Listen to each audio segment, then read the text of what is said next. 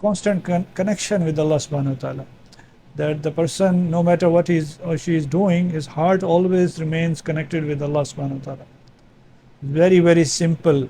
Looks, how a person can be connected with Allah subhanahu wa ta'ala 24 hour, the consciousness of Allah subhanahu wa ta'ala. It's very, very simple. It starts with the heart. The heart, all the actions are secondary. The primary thing is the heart. And with the dhikr of heart, the heart becomes clean, becomes protected, becomes, with the, it's illuminated with the nur. So Allah give us this ability. Whoever joins from wherever, either live program or later, should join. We try to reduce even the 5 minute. This is just a reminder.